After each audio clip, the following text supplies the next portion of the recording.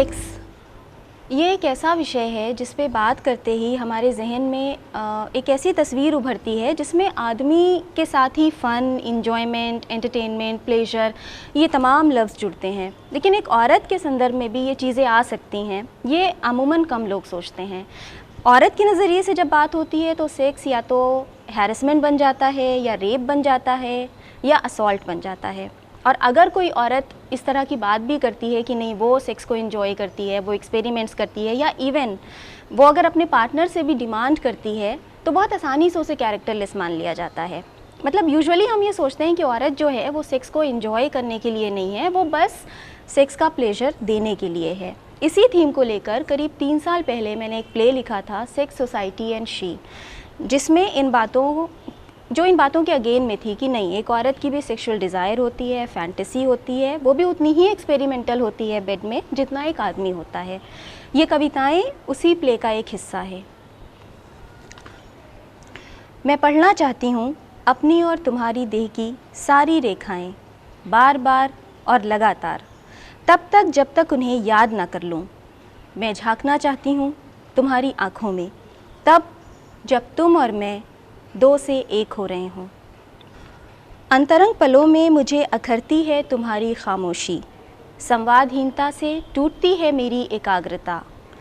मैं सुनना चाहती हूँ तुम्हें ठीक उस वक्त जब तुम्हारे होठ मेरे होठों के पास हों, वो जो चुंबन से ठीक पहले का क्षण हो, और तब भी जब तुम्हारी उंगलियाँ मेरे शरीर की यात्रा करती हैं। उस क्षण में धीमी मीठी आवाज़ में कुछ कहो तुम मुझसे, मेरा नाम लोगे तो मेरी ऊर्जा बढ़ेगी। ये एहसास भी बना रहेगा कि तुम शारीरिक ही नहीं, मानसिक तौर पर भी मेरे साथ हो।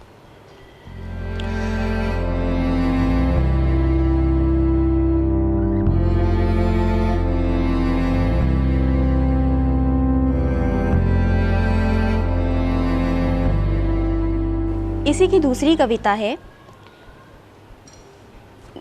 जैसा कि अमूमन हम लोग देखते हैं कि जब भी एक जो इमेज बनी हुई है टीवी में या फिल्म में दिखाते हैं कि लाइट वाइट ऑफ कर दी और एकदम पर्दे वर्दे खींच दिए और फिर लेकिन जितनी औरतों से मैंने बात की है वो इस तरह से नहीं सोचती हैं। उन्हें अंधेरा नहीं चाहिए होता है। मुझे अंधेरा नहीं चाहिए, मैं देखना चाहती हूँ तुम्हें और ख़ुद को भी उस अवस्था में जिसमें ईश्वर ने गढ़ा है हमें।